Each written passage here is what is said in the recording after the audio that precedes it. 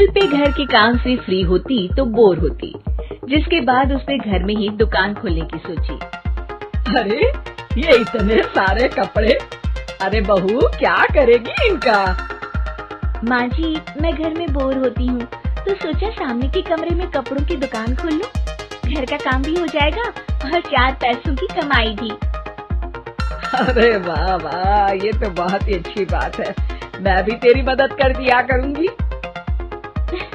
वाह माँ जी, तब तो मजा आ जाएगा। अब हम दोनों मिलकर खूब पैसे कमाया करेंगे। अब क्या था, सास बहू का काम चल पड़ा। एक दिन, अरे राकेश की माँ, सुनती हो? कहाँ चली गई? भूख के मारे पेट में चूहे कूद रहे हैं। अरे नंदिनी, कहाँ हो? भूख लग रही है। पापा कहाँ है? माँ पता नहीं बेटा, भूख लग रही है। आज तो किसी ने चाय भी नहीं पूछी।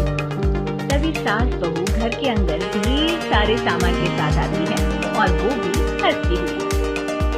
अरे वाह बहू, ये तो बड़ी अच्छी मार्केट दिखाई तूने। बड़ा ही सस्ता सामान था। हाँ माँ जी, और ये सामान हम डबल पैसों में बेचेंगे, मजा आ जाएगा। अरे बहू, भूख लग रही है, कुछ खाने को दे दे।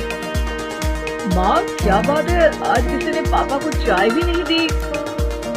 अरे बेटा, अब 40 साल में तेरे पापा ने क्या चाय बनाना भी नहीं सीखा? अरे बेटा रहने दे अब इस बहस को। तुम लोगों ने वैसे बनाया क्या है? बहू परेशान हो जाती है और सास को अकेले में लेकर जाती है। माँ जी, आज तो हम लोगों ने खाना ही नहीं बनाया।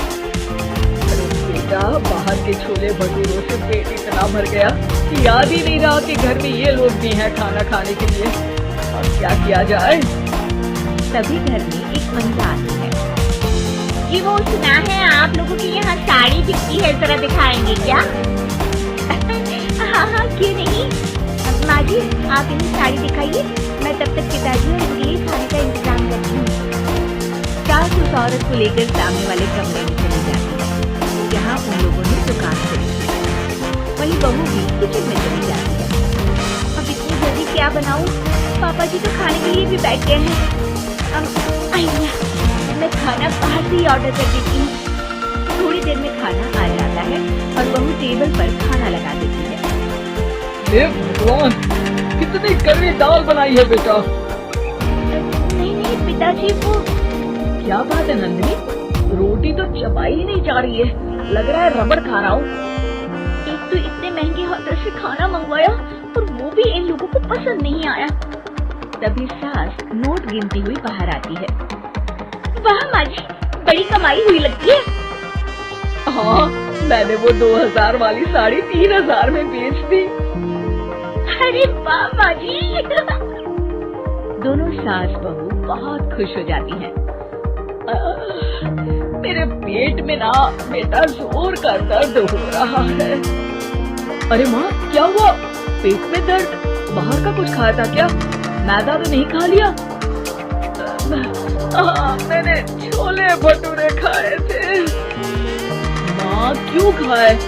आपको तो पता है कि आपको मैदा सूट नहीं करता। चलिए माँ को डॉक्टर के पास ले जाते हैं। तभी अंदर से पापा की आवाज आती है। हे भगवान, मेरा तो पेट खराब हो गया। सब पिताजी के पास जाते हैं। पिताजी, आपको क्या हुआ? खाना बासी था शायद। अरे पिताजी, नंदिनी जानती है कि बासी खाने से आपकी तबीयत खराब हो जाती है, तो वो ऐसा क्यों देगी, है ना नंदिनी? वो खाना मैंने बाहर से ऑर्डर किया था।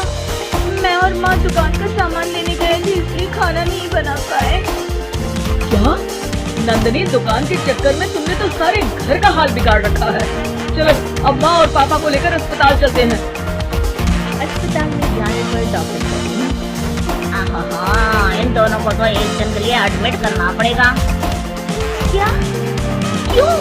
पेट ही तो खराब है ना। हाँ तो कर ले जाइए ना, अगर लग रहा है कि कोई बड़ी बात नहीं है और हम सिर्फ पैसा कमाने के लिए इन लोगों को एडमिट कर रहे हैं।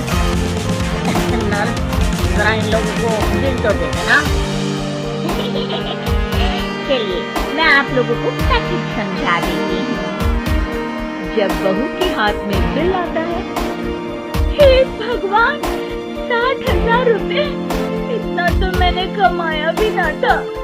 अब समझ गई कि कमाई के चक्कर में घर के लोगों की सेहत के साथ मैं खिलवाड़ कर रही थी।